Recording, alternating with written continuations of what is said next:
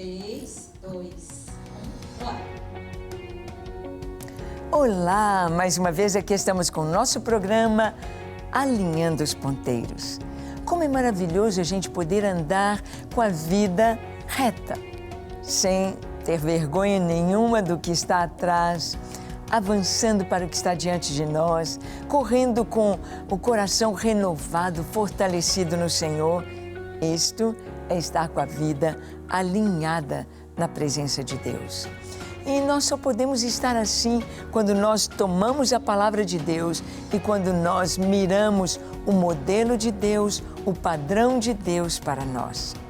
Hoje, nós aqui estamos, Brasil, sendo alcançados pelo Evangelho, alcançados por outros de outras nações que vieram pregar para nós. Outros que deixaram seu lar, sua cultura e vieram pregar. Assim foi na igreja primitiva, na igreja do primeiro século.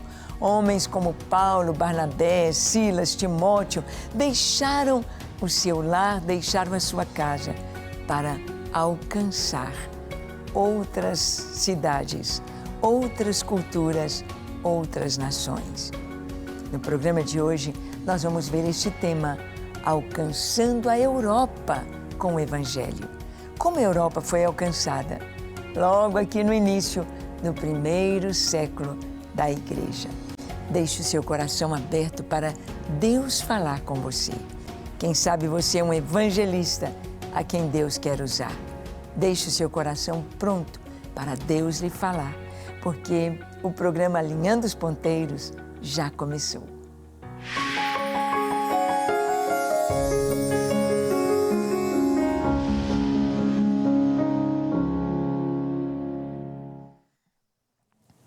Muito bem, nós vamos ver que o plano de Deus, ele é muito maior do que o nosso. Os pensamentos de Deus são mais elevados do que os nossos pensamentos.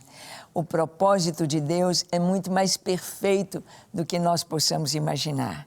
E então, Deus, quando Ele chama alguém, quando Ele vocaciona, quando Ele treina, quando Ele ensina, Deus já tem um cronograma pronto, Deus já tem tudo preparado para as nossas vidas, para a minha vida, para a sua vida. Deus é quem nos guia. E Deus caminha na história, Deus caminha na história da nossa vida, nos preparando para aquela missão que Ele nos tem confiado. E sabemos que missões se faz com estratégia, estratégias missionárias, estratégias que vem de Deus. Vamos ver o que a palavra nos diz em Atos capítulo 16, no versículo 13. Nós lemos assim: No sábado, saímos da cidade para junto do rio, onde nos pareceu haver um lugar de oração. E assentando-nos, falamos às mulheres que para ali tinham concorrido. Bem, onde estão os apóstolos? Onde está Paulo e Barnabé?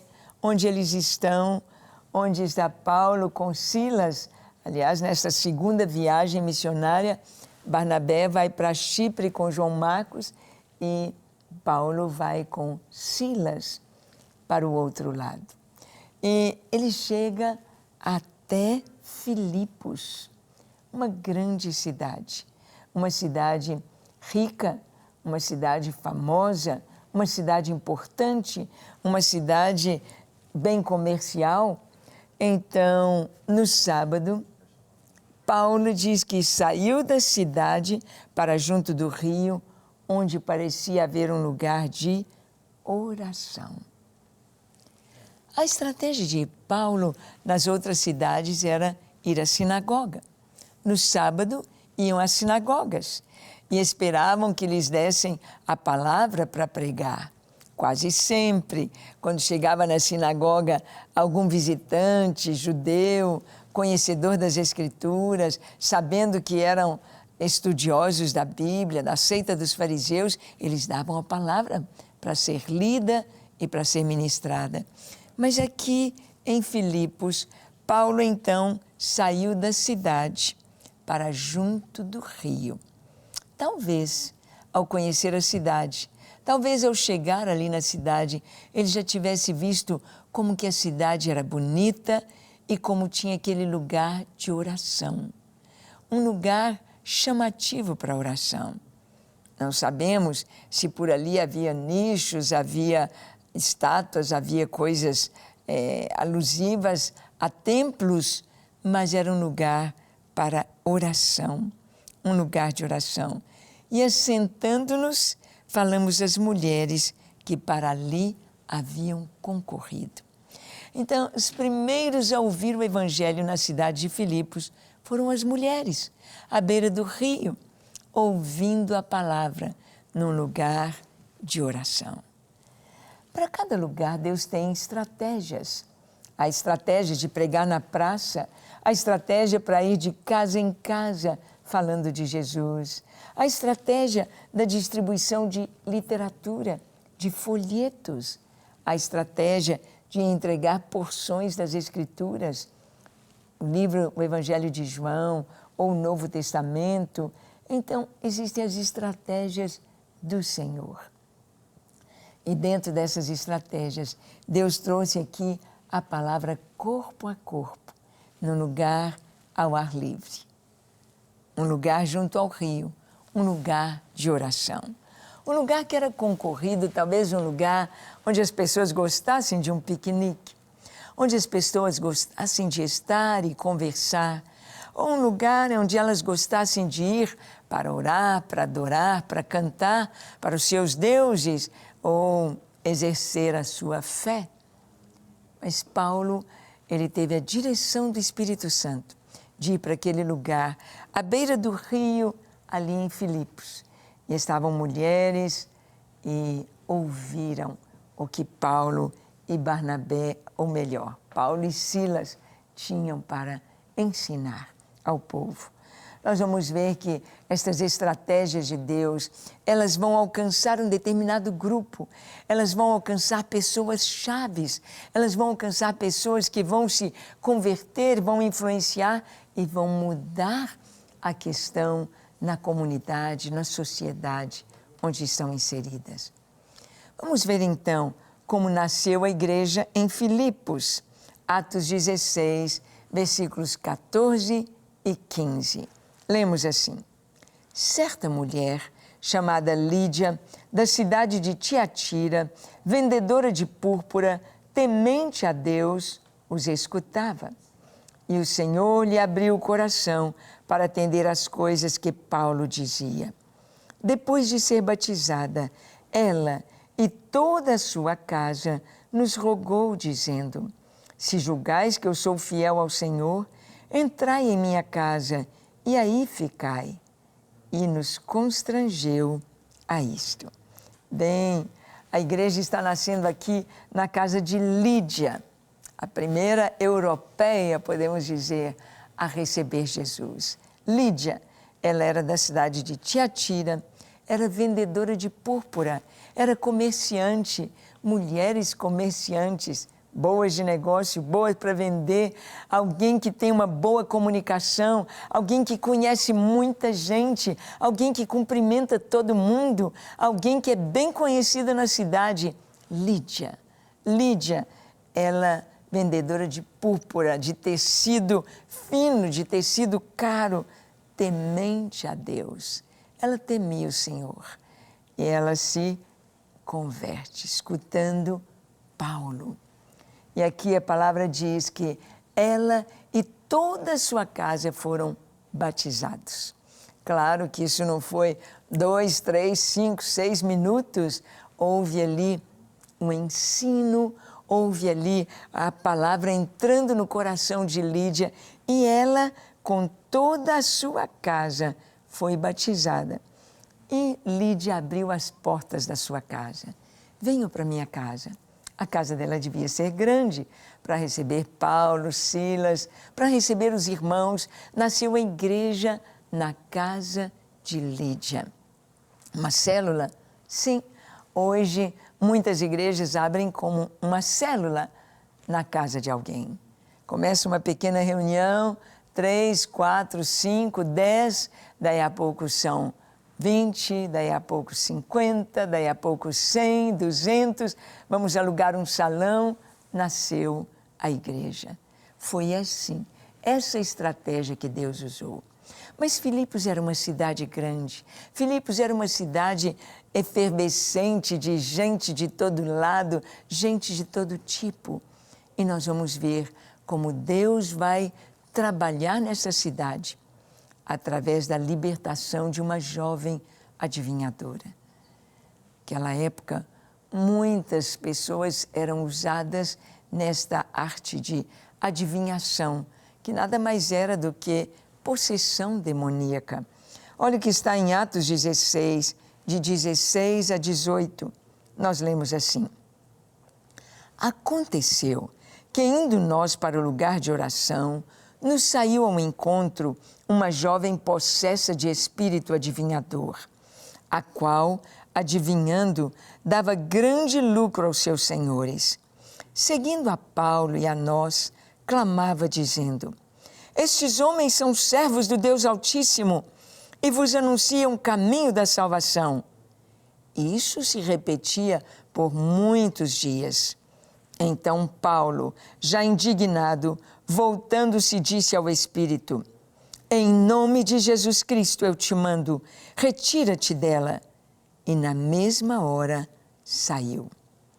Bem, Paulo, junto com a igreja, tinha o costume de ir para aquele lugar de oração, aquele lugar à beira do rio para orar, um lugar ao ar livre, árvores, a água corrente, as aves, as flores, um ar fresco, um lugar gostoso de oração.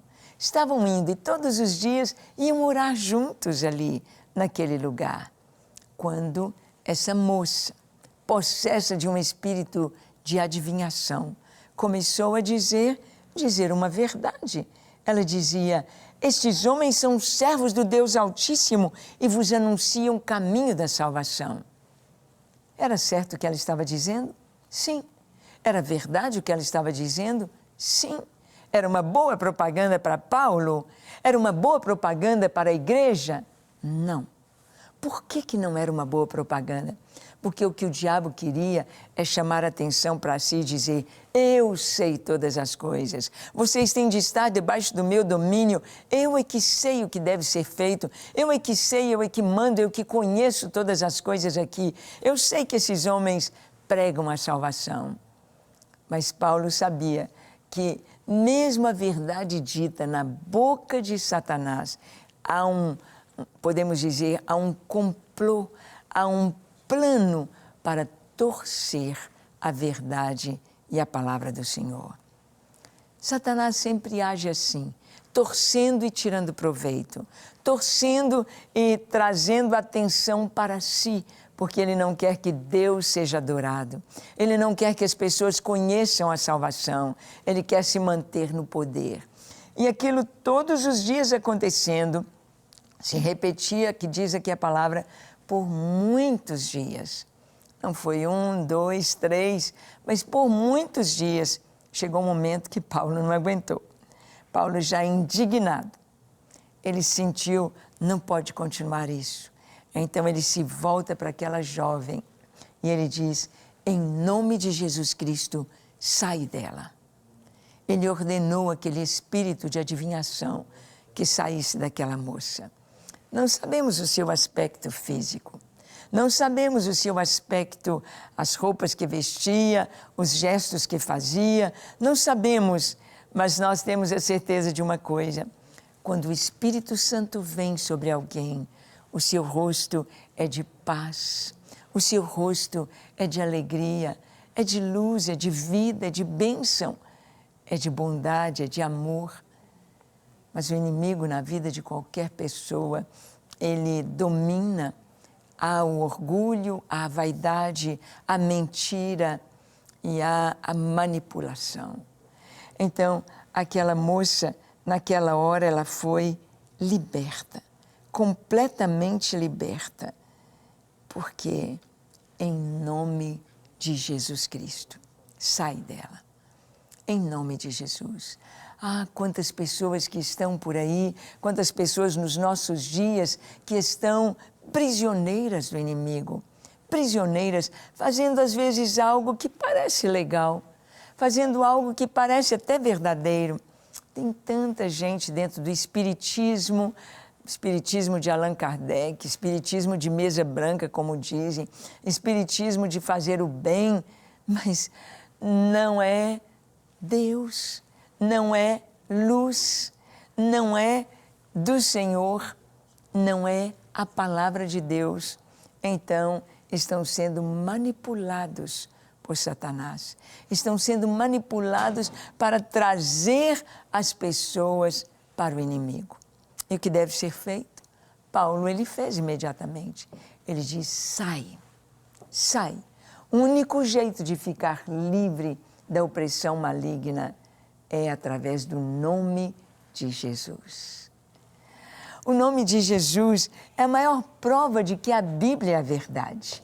É a maior prova de que nós estamos na verdade com Cristo, porque não existe outro remédio, não existe outra solução, não existe outro modo de uma pessoa possessa ficar liberta, a não ser pelo nome de Jesus. O nome de Jesus, este nome que é sobre todo nome, este nome que diante dele todo joelho tem de se dobrar, toda língua tem de confessar que Jesus Cristo é o Senhor, para a glória de Deus Pai. Para a glória de Deus Pai. Mas o fato daquela moça ter sido liberta, ao invés de trazer alegria para a cidade, alegria para as pessoas, vejam o que aconteceu. Paulo e Silas vão ser presos em Filipos.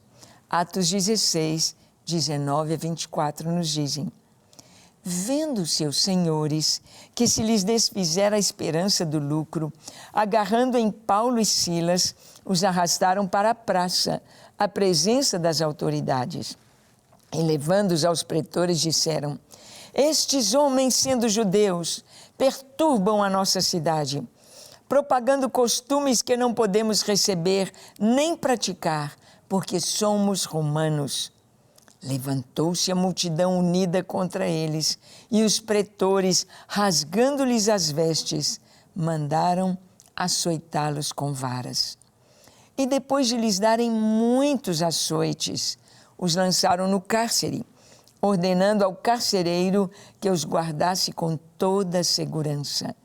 Este, recebendo tal ordem, levou-os para o cárcere interior e lhes prendeu os pés no tronco. Bem, Paulo e Silas trouxeram palavra de libertação. Paulo e Silas trouxeram realmente palavra de salvação do Deus Altíssimo, anunciando Jesus e, em nome de Jesus, libertando aquela moça daquela opressão. Mas aqueles que viviam das adivinhações daquele espírito maligno, aquelas pessoas que eram os empresários daquela mulher, daquela moça, aquelas pessoas então ficaram com muita raiva, porque acabou o seu lucro, acabou a sua esperança de lucro. Tem tantas pessoas que vivem de coisas malignas, gente que vive de vender bebida, vender droga, vender o corpo, adultério, prostituição, lascívia, vivem do pecado. Então, quando há libertação, quando fecha aquele negócio, fecha aquela boca de fumo, fecha aquela oportunidade do mal, eles ficaram com muita raiva. Então, levaram Paulo e Silas à presença das autoridades. E disseram: estes homens, sendo judeus, perturbam a nossa cidade. Eles são judeus, foi o que disseram. Perturbam a nossa cidade. E nem teve um julgamento, nem ouviram Paulo e Silas, nada.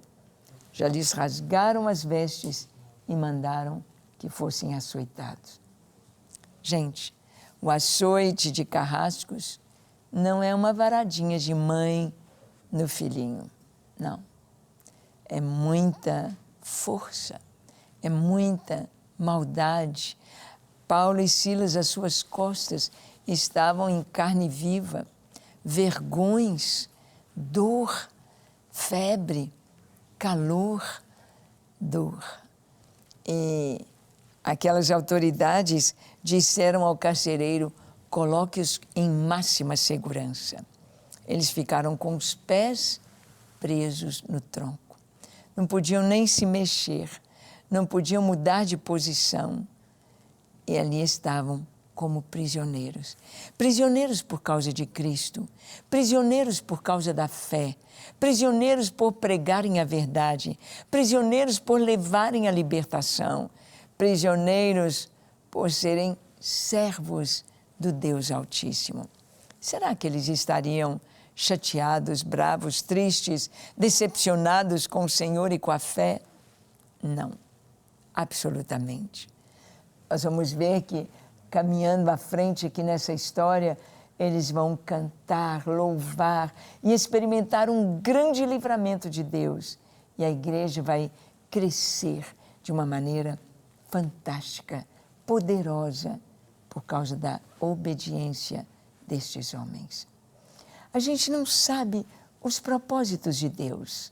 A gente não sabe quando Deus está nos levando por um determinado caminho, quando Deus tem uma estratégia. Olha, primeiro eles foram lá na beira do rio, Lídia se converte, a igreja surge, a igreja vai todos os dias ali para a beira do rio para orar, para buscar a face do Senhor. E nessa trajetória e nessa caminhada, aquela mulher opressa, aquela mulher possuída por espírito de adivinhação, ela vai irritando Paulo até que ele traz o nome de Jesus. O nome de Jesus. O nome de Jesus é sobre todo nome. O nome de Jesus faz com que as cadeias se abram. O nome de Jesus faz com que os céus se abram para nós. O nome de Jesus traz cura. O nome de Jesus traz libertação. O nome de Jesus traz proteção. Você pode experimentar isso. Eu me lembro que conheci um irmão que era cego. E ele tinha uma voz muito bonita, era um locutor, trabalhava na rádio. E um dia, ele indo para casa, prestou atenção que os irmãos crentes estavam pregando a palavra na praça. E ele, para debochar, ele diz: "Ô, irmão, o sangue de Jesus tem poder, irmão." E o irmão que estava pregando percebeu que era um deboche. E disse para aquele homem cego: "Sim, moço, o sangue de Jesus tem poder. E um dia você saberá que o sangue de Jesus tem poder." E aquele homem era casado com uma mulher espírita, uma mulher que de vez em quando recebia passes e ficava possessa de espíritos malignos. E ele, chegando em casa, a mulher mudou de voz e disse que ia matá-lo. E ele cego. E ela pegou uma faca e disse que iria matá-lo com aquela voz cavernosa, aquela voz horrível. E ele então não sabia o que ele poderia fazer. O que ele fez? Ele lembrou daquela palavra: o sangue de Jesus tem poder. E ele começou a dizer: o sangue de Jesus tem poder, o sangue de Jesus tem poder, o sangue de Jesus tem poder. E aquela mulher, aquele maligno, aquele espírito nela dizia: "Você não vai aguentar falar tanto e eu mato você. Não fale mais isso." E ele continuou falando, a voz ia acabando até que ele conseguiu chegar à janela. Ele conseguiu saltar a janela e ir ao vizinho do lado, que era um cristão.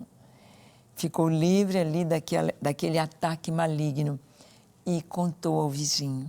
E ali entregou a vida dele a Jesus. Ele foi liberto. A mulher foi liberta. E hoje servem ao Senhor. O sangue de Jesus tem poder. O nome de Jesus tem poder para nos livrar de todo o mal. Vamos orar? Feche seus olhos. Curve a sua fronte.